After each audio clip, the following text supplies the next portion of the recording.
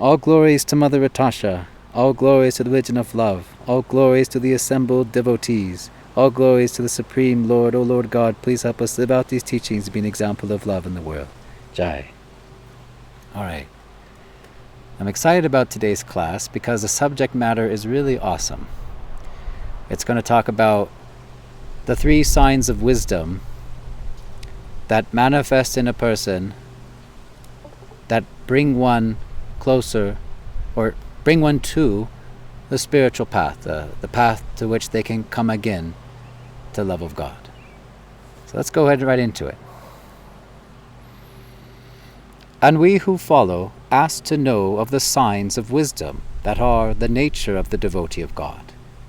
And many the days she sat with the disciples, and of all the signs spoke, and together discussed, so that when it was the time of leaving, and the disciples to their homes in distant lands did go, each took the teaching with them, that they might share it with others, as I, Rajak Khan, do now share it with you. And the beginning of wisdom, she reminded us, was in seeing the harsh realities of this world. At this, a man, a stranger to us all, spoke up, saying, I am myself a realist, and what I can see of this world is that it is a place of suffering, where a man is forced to undergo the painful process of birth and death, old age and disease. In fact, some say we have it backwards when we celebrate a birth and mourn a death, that instead it would be wiser to mourn a birth and celebrate at death. But surely you must admit, said the friend who had brought him, that there are many wonderful pleasures to be enjoyed in the world. After all, said the friend, this world is also the creation of God. Whereupon the realist lamented, how can I enjoy anything I am sure to lose? For I see all I have gained, everything I hold dear, all will be lost to me at the time of death. And to the master he said, you speak of freedom. My question then is, freedom from what? From suffering, she replied. If such a thing was possible, he said, I would think nothing more important could be gained in life. And she counted this as the realization of the importance of the pursuit of the knowledge of the absolute truth, the second sign of wisdom. Then the man continued, saying, as I said, I am a realist, and though what the saints and sages speak of a life transcendent, wherein may be experienced the ecstatic, ever-increasing bliss of love, knowledge, and immortality, the meeting place of God. And as much as I would like to search as they searched, to find what they found, as a realist, I must say that now I do not see bliss, but suffering, not knowledge, but ignorance, not immortality, but death. This is my reality. And as a realist, he said strongly, I will only believe what I can see with my own eyes. Then the master, turning to him, asked of him, is it possible that you alone can see the stars shine in the day? To which the man replied, that I cannot do. And do you think, asked the master, that because you cannot see them, they don't exist? And the man looked down at the ground and did not answer. And when he was able to look up at her again, he found her looking intently at him, and something passed between them, so that the man was given a glimpse into a reality he had not yet imagined to exist, and understood we need not obey the illusions assigned to us by birth.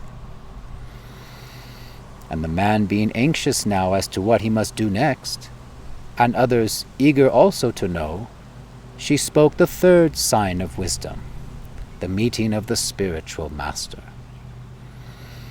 Then did one of the disciples speak to say, Full well do I know spiritual life begins with the meeting of the spiritual master, and also of the qualifications of one to be master. And he was asked to tell of these by a group of pilgrims who stood to the side that they might hear. The spiritual master, he said, speaks the message of God and lives the message he speaks. The master must come in disciplic succession, must be living, and never does he exploit the disciple. Yet, continued the disciple to the master, knowing the importance of the spiritual master, it still seems strange to me that so many are wary to approach a master. It is not strange at all, replied the master. There is reason. Most, fearing the unknown, will cling to what they know, for they think, how often have we put our trust in that which is known to us and been betrayed? If what is known to us cannot be trusted, how then can we be expected to trust what is unknown to us? And they will say to you, do not ask of us to believe in what we cannot see, as though we who see are blind. Then she, by way of illustration, told this tale of a man, a mountaineer, who climbing the high peaks of the Himalayas was caught in a violent storm that blew up suddenly as night was approaching. Realizing the great danger, he was trying to get off the mountain as quickly as possible by lowering himself over the edge on a rope. Night came in swiftly, and he soon found himself in a darkness so dense he could no longer see a single thing. Paralyzed by fear, he clung to the end of the rope. Lord God, he cried into the dark, help me. Let go of the rope, answered the Lord.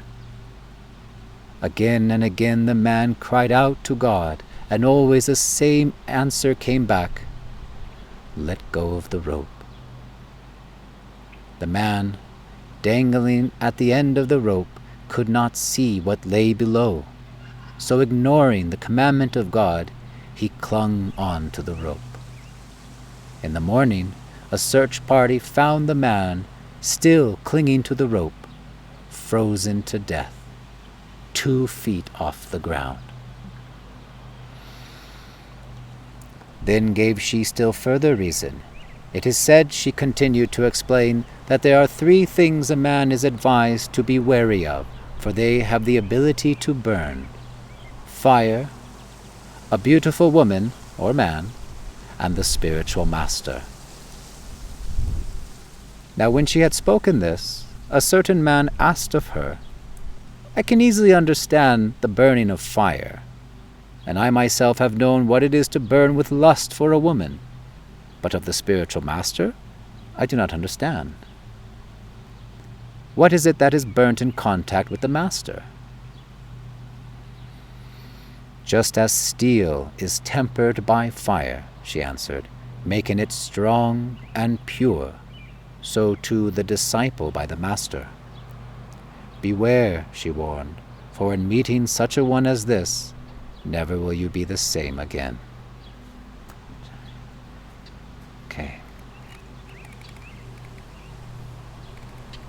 Okay. So, first off, they're talking about the signs of wisdom. The disciples all gathered together and eventually would disperse to distant lands to share what they have heard. Yes, this is the desire, the compassion of devotees of God. They want to help others who are suffering, not just liberation for themselves. And practically speaking, yes, we did all gather together from many different lands, many countries. We would meet with Mother Ratasha to receive class, to be engaged in service, and then take what we learned back to our home countries, back to our day-to-days, and try to share that, try to live that. And she says, the beginning of wisdom, she reminds us, was in seeing the harsh realities of this world. This is the first sign of wisdom. You cannot be counted as a wise person unless you've realized these harsh realities, that this is a world, a place of suffering. And here comes this guy, he says, I'm a realist. I'm a pragmatist. He says, what I can see of this world is that it is a place of suffering, where a man is forced to undergo the painful process of birth and death, old age and disease. Yes. Nobody is free from these 4 forms of suffering. And yes, birth is very much so a source of suffering. You just imagine yourself crammed in a fetal position in a hot water bag, in darkness, alone, with all of your memories from the past 100 lifetimes. Oof. All the painful memories too. That's what the scriptures say. Oof. It's very, very uncomfortable. The baby kicking isn't just like, oh, baby kicked, oh, he's saying hello. No, baby's like, oh, get me out of here. That's more what it is. And it said that the fetus inside is praying to God for deliverance. Please get me out of this hell, this trap. And I promise I will serve you. I promise I will do good this time. I promise I'll make this life right. And then in the blow of birth, everything's forgotten. The illusion assigned to us at birth, we forget everything and just, baby, forgot it all. But it is quite suffering inside the womb. In fact, some say we have it backwards when we celebrate a birth and mourn a death. That instead it would be wiser to mourn a birth and celebrate at death. Now, what he means to say is, in death, in the leaving of this body, there is the possibility, depending on your consciousness, your life, that you can go home to the spiritual world, to God, and not take birth again. There's a possibility there, especially if you fix your mind at the last moment on the holy names of God. Ooh, straight there, straight shot. So, versus, being born, well, someone coming into this world guaranteed to suffer. Guaranteed to endure these miseries of life, this material life. When a spiritual master passes away, leaves their body, it's not called the day of their death, but their disappearance day, because it means they've disappeared from this world, because the pure saintly lover of God, their destination is known. They go home to the spiritual, they go back home to the kingdom of God. So devotees celebrate the death day, the disappearance day of a spiritual master, of a saint, because it's in honor of them, because they know they went home and they celebrate. So the appearance and disappearance day of a saintly person are both celebrated. Interesting. But surely you must admit, said the friend who had brought him, that there are many wonderful pleasures to be enjoyed in this world. After all, this world is also the creation of God. Yes, that's true. There's beauty, there's joy, there's jubilation and laughter, affection. All these things exist, sure. But if we only but knew how limited it really is. It says in the Bhagavad Gita that all this is just but a spark of my splendor, the Lord says. But a spark. Can you imagine being around a campfire, warming yourself? Oh, the fire's nice, right? You're enjoying, right? Now imagine you just get a little spark to sit next to. It's not much, is it? It's nothing to it. All the beauty, all the grandeur, all the wonderful things in this world, it's just a tiny spark. It's nothing, like an atom, compared to the great beauty of the eternal ecstatic spiritual world. Can you imagine?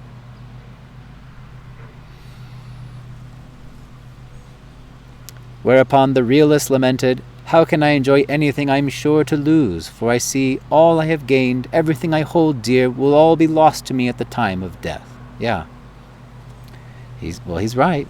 He is a pragmatist. He's a realist. He can see, everything will be lost at the time of death. You lose everything. Can't take it with you.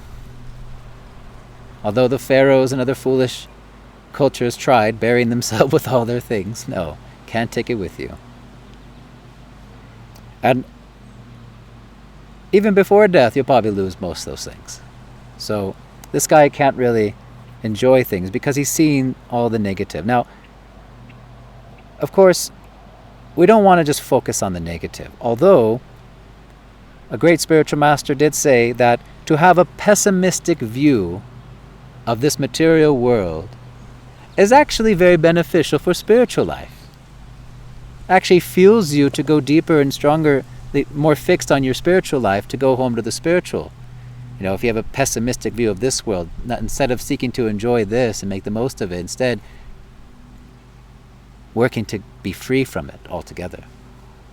But of course, you don't want to just focus on the negative things, of course. And there are people who do that, whose mindset is completely fixed on all the bad news. Oh, this terrible politician said this now. Oh, they dropped bombs in this place now. Oh, these neighbors did this terrible things. Oh, this gossip here, there. And their minds are just fixed on the negative. Watch syndicated news nonstop, and that's, nothing but negative. And people who do that, their minds.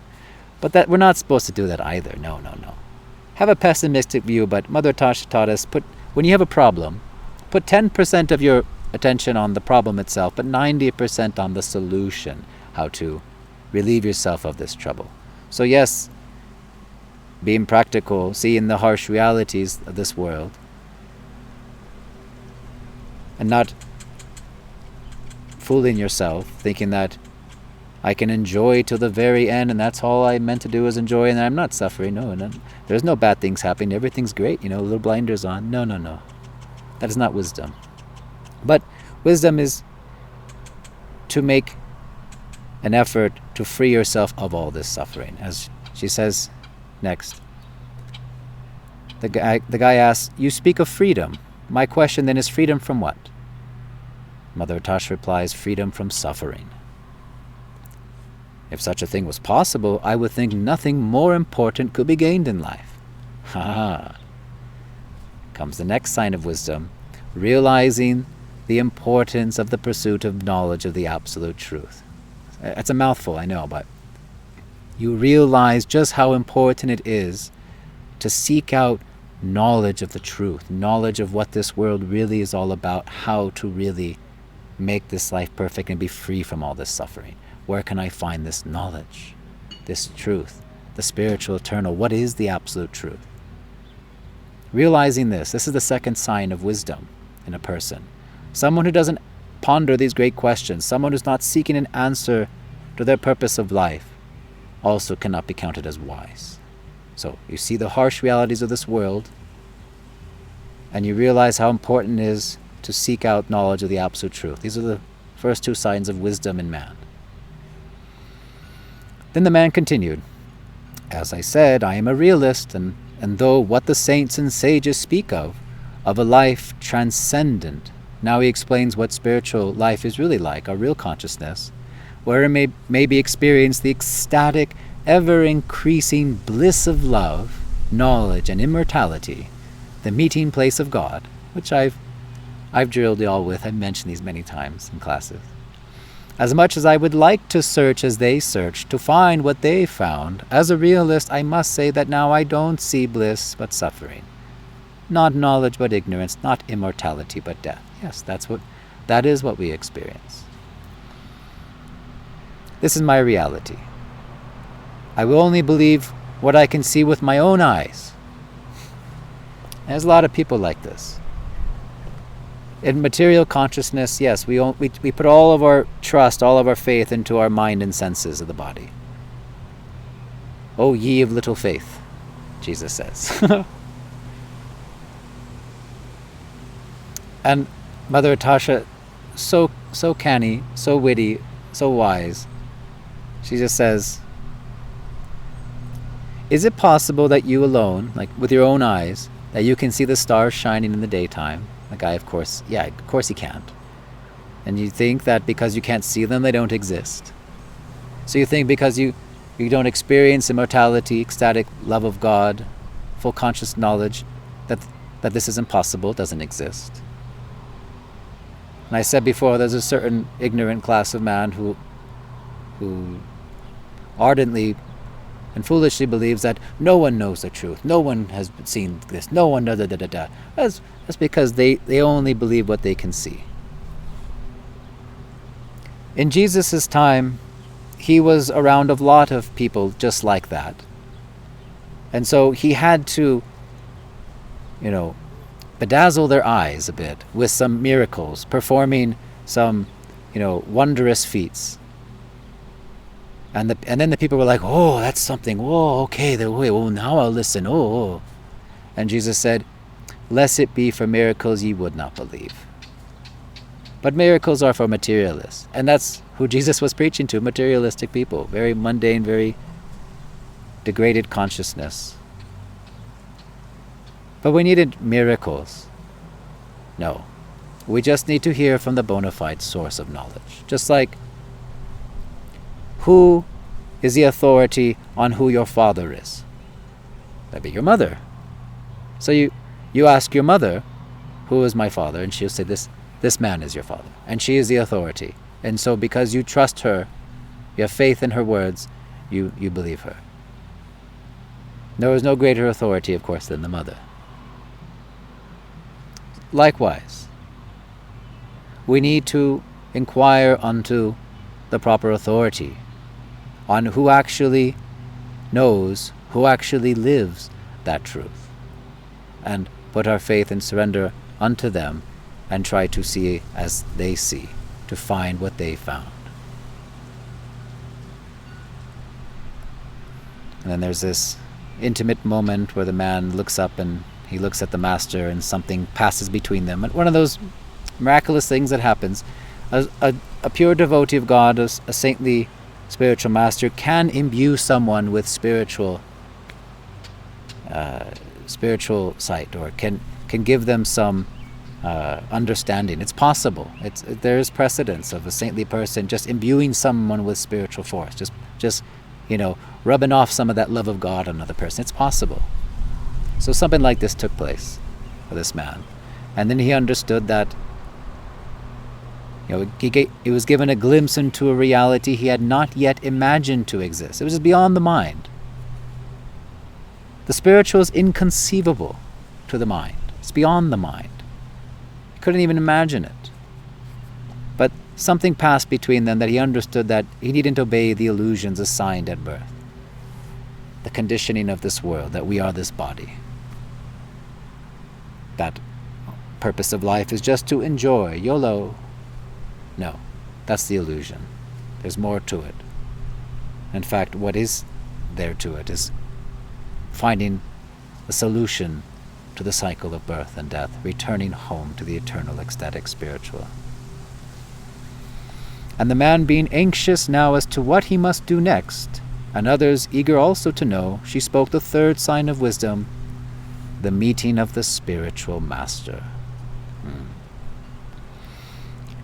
When the student is ready, the master will appear. Have you heard this expression before? It's a common expression. When the student is ready, the master will appear. The student must be ready first. On that second sign of wisdom, seeking knowledge of the absolute truth, when that desire is so strong, when you're really hungry, starving for the truth, starving, dying to be free from the suffering we are experiencing in this world. When you're ready, God will make a meeting with one who will show you the way home and give unto you knowledge and instructions by which you can become self-realized and return home to the Lord in love.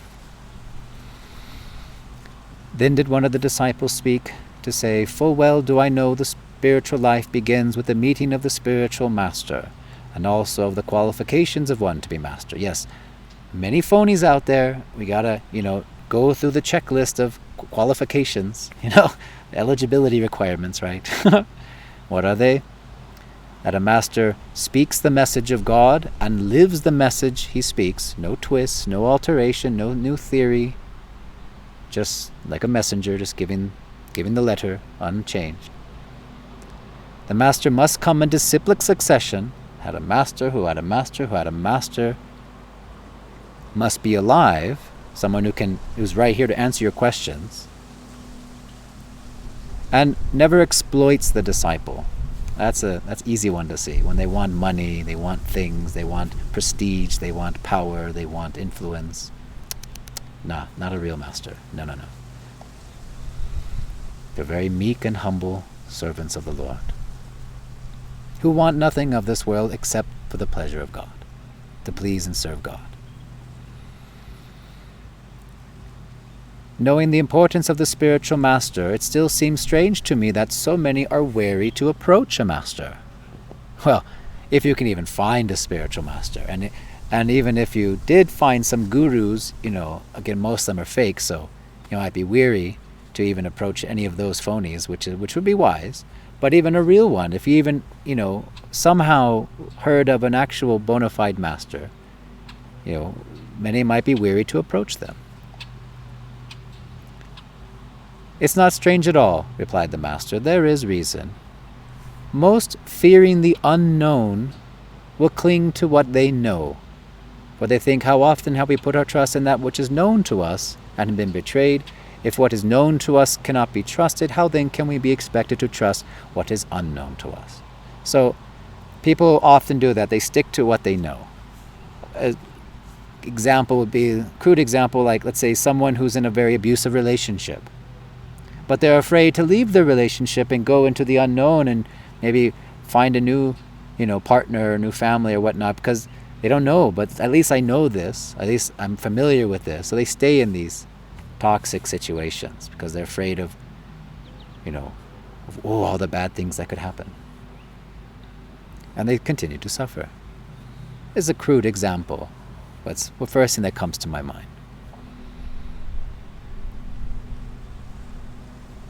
And they will say, "Do not ask of us to believe in what we can't see, as though we who see are blind." No.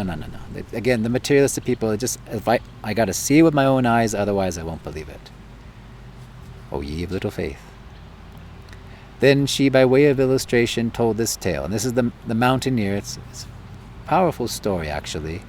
He's caught in the storm. He's trying to get off the mountain. He's dangling on the edge of the rope, and it's so dark he can't see anything. He's going to die. It's so crazy. And he's praying to God, "Help me, Lord." And God says to him, "Let go of the rope." We're clinging to what we know, the status quo, the 9 to 5, the patterns, the habits that we have in this world, the constant seeking of little morsels of pleasure day in and day out, mostly being disappointed, never being satisfied, never actually feeling fulfilled inside our heart. Yet we still cling to what we know, afraid of what we don't know, afraid of what we can't see, paralyzed by fear. And God is saying, let go of the rope, let go of your illusions. Just trust in me, the Lord is saying, let go. All will be well. But the man doesn't. And when they find him in the morning, he's just 2 feet off the ground, frozen. Can you imagine the picture of this frozen mountaineer, 2 feet off the ground? If he'd let go, just poof, he'd be right there. He'd be safe. If we just hearken to God's commandments, if we just gave it our best shot to put into practice this eternal knowledge meant to free us from our suffering. That's what it is for. It's meant to free us. Give it a try. What do you got to lose, honestly? Mother Natasha would say, so where's the problem? What's the problem? Try it out. Try hearing, chanting, remembering. Try chanting the holy names. Give it a shot. You have nothing to lose except your suffering. Then she gave still further reason. It is said that there are 3 things a man is advised to be wary of, for they have the ability to burn: fire, a beautiful woman or man, and a spiritual master. Okay, we know fire burns, and as the man mentions, yes, burning with lust for the opposite sex or same or whatever, burning with lust inside. But what is burned in contact with the spiritual master? And she gives the example, just as steel is tempered by fire, making it strong and pure, so too is the disciple by the master. And she says, beware, for in meeting such a one as this, never will you be the same again. And this is true. When you meet a pure devotee of God, a true bona fide representative of God, a true spiritual master in disciplic succession, Oh, that meeting will change you if you can hear the instructions from that master. I remember I was changed immediately. The very first meeting I had, the very first time I asked a question, I heard her reply, changed me. And not just, changed my thought, it changed my actual habits, it changed my activities, it changed my behavior and outlook in life, everything. So she says, be wary.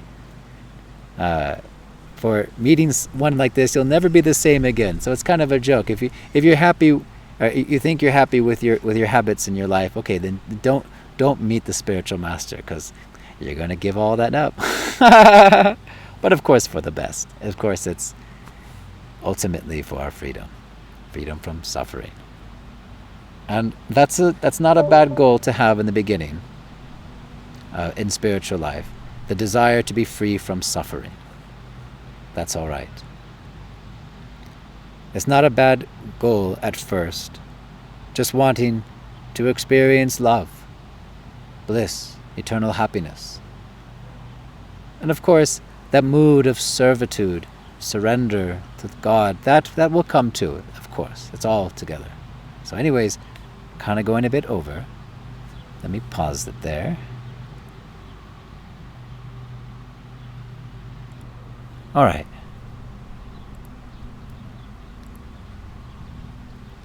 Anyone have any questions?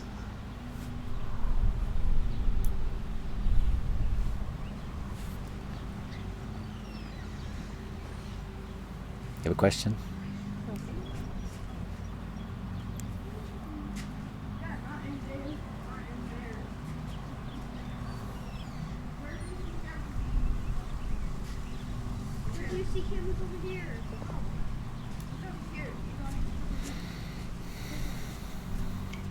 We're at a park in Fairfield, Idaho, by the way. Came down from the mountain to get reception for class, to be together. Otherwise, I would have sounded like a robot and you wouldn't be able to see me, so.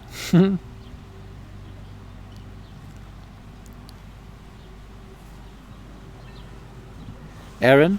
Yeti? All good? Makes sense?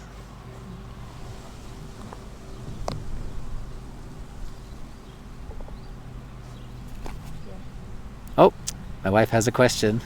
So, the story of the mountain climber Mm-hmm. and group can be also all our challenges and can be all our challenges and difficulties in our life, and voice of God, the message of God that we read in the scriptures, and even though we know, we read, but if we don't obey, it's the same as the guy who is not listening to the voice of God and still again die and not listen. My wife has. Related these two analogy together too. My wife is asking, is the if you guys can hear that? Could you guys hear her, by chance? I'm talking so low. Oh, she's asking if the rope with the mountaineer is an analogy for our challenges in life, difficulties, right? Something like that. Yeah. Well, the rope is an analogy for what we know. Everything that we know. That's what I can see, what I can touch. This is what I believe in this rope. This is what I believe in because I'm seeing it, I'm holding on. This rope is getting me safely across this mountain according to my belief. And so a mountaineer puts his trust in rope. Also can be comfort zone. Yes, your comfort zone, sure, what you're familiar with, what is known to you, and how we cling to what we know out of fear of the unknown. And yes, the voice of God that he heard in his prayer is analogous to the message of God in his scriptures and the instructions given by his representatives, the spiritual master, and how we have fear to follow and to actually do it because we're so clingy to everything else, to what we know, that we don't give it a shot. We don't actually try to chant the holy names of God. We don't actually try to give up some habits that might be unbeneficial to our spiritual life. We might not actually do anything. And we don't actually hear because we're still so conditioned to just cling to the known, to cling to what we're familiar with, to the material. Because we can't see the spiritual, it's beyond the eyes. We can't conceive of the spiritual, it's beyond the mind. Because in this body, the material senses we have, we can only experience the material elements. Earth, water, fire, air, ether, combination of all of them. And our own mind, our own intelligence, and our false ego, thinking that we're this body. This is what we know. These 8 are actually the 8 elements of the material world, the primary elements. Earth, water, fire, air, ether, mind, intelligence, and false ego. These are what we experience. This is our field of activities. But this is all material. It's all limited and temporary. And people, most people, just don't have the courage to step beyond that, or to seek beyond that. Because first of all, remember, you have to see the harsh realities of this world. So someone who has suffered in life, someone who's had a hard life, that's not necessarily a bad thing. Because suffering may be called good if it brings one to God. And if in your suffering, it makes you seek something beyond all this, there's got to be something more to this. I experienced this in my life. I didn't have the best upbringing, best neighborhood. No, it was pretty crappy, and I was very unhappy. I was depressed. I turned to drugs. I turned to, the wrong crowds. Bad habits, bad activities. Seeking something, some morsel of enjoyment here and there. Trying to get away from my family, get away from, this and that. And I realized, gosh, there's so much suffering. I was suffering so much. And if you put on the news, you'll see all the suffering that's going on in the world. Don't be like that, the Truman Show, the movie, Jim Carrey's in this little bubble of a world. Everything's so nice, picturesque, right? That's not the true reality of this world. So you see how this world kind of does suck. Excuse my language, but it does. There's a lot of suffering, a lot of heartache. And in my suffering, as a youth, in my teenage years, I really wanted to end that suffering. And that's kind of why I turned to drugs, because I just didn't want to feel terrible. I didn't want to feel awful anymore. But I knew drugs wasn't really the answer. I knew that there's got to be something more, because I've heard about the lives of great saints, the peace of the Buddha, Jesus, of course, so awesome. Wow. I mean, you hear about these great saintly persons. You hear about the great love, bliss, immortality, knowledge they experienced. And I heard about those things too. I mean, I didn't live in a total bubble. At least I lived in a city where there's diversity, and and I did have somewhat of an exposure to things. Plus television, my guys, all the channels, right? So I was seeking knowledge. I really was. I realized there's got to be an answer to this. There's got to be a solution. How I can be in a different state of consciousness that isn't crap. That's pretty much my teenage fuel to seek spiritual knowledge. My life sucked. I was depressed. I was unhappy. Everything made me unhappy. I was full of anger. I was sad, full of anxiety. I didn't fit in. All these things, all these emotions, I'm sure everyone's all experienced at different degrees. I wanted a different state of mind, different state of consciousness. Like I said, drugs wasn't the answer. You get high, but then you come down lower than when you started, and there's also the bad side effects too for the body. So I wanted to have real spiritual consciousness, real spiritual enlightenment, awakening, so that I wouldn't have to suffer anymore. Because it seemed like nothing bothering the Buddha. Didn't seem like anything going to get under Jesus' skin. Didn't seem like St. Francis, who was, oh my gosh, St. Francis of Assisi, one of my favorite saints. He was impoverished, his body was weak, he barely ate. I mean, he suffered greatly by material standards, but oh my gosh, he was so happy. He was so blissful. He just gave love everywhere, constantly engaged in loving service. Oh my gosh. It's like, I got it better off, materially speaking, than St. Francis. I mean, way better off. He ain't got no warm sheets. He ain't got no pizza. He ain't got none of these nice things. But he's way happier than me. Beyond. So there's something to it. There's something more to life.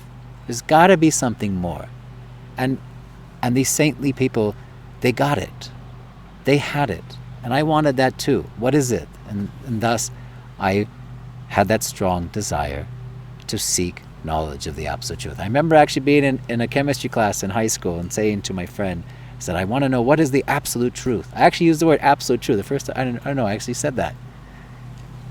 So I was seeking.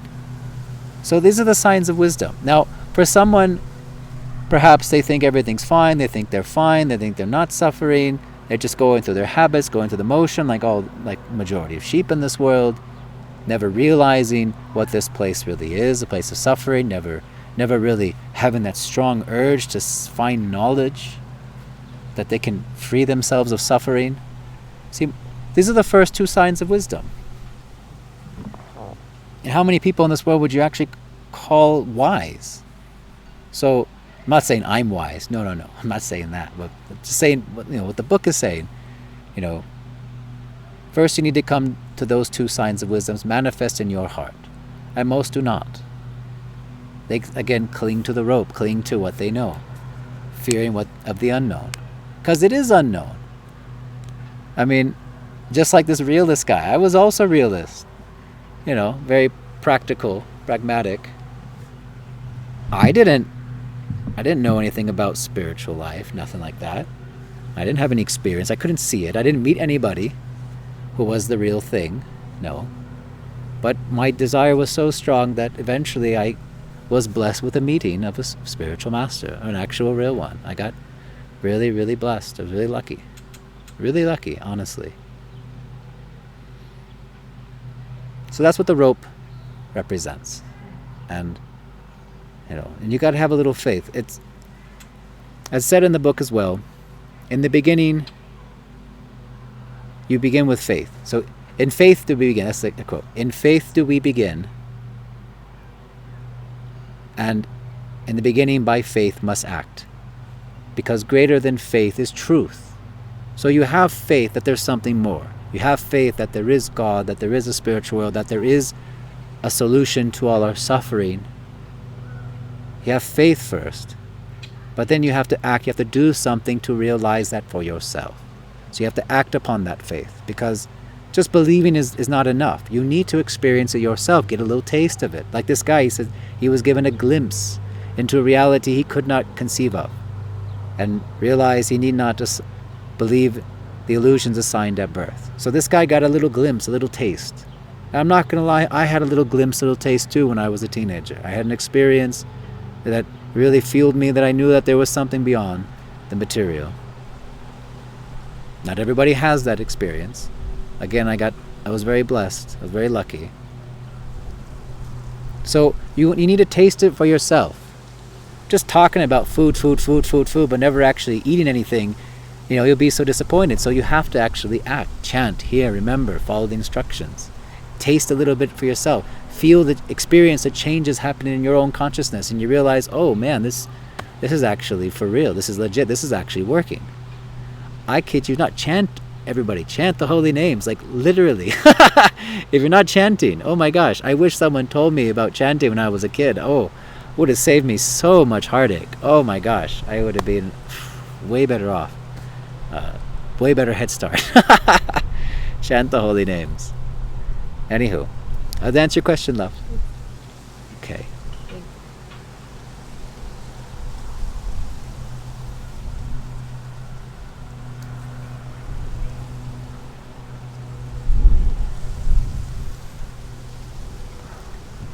You brothers good?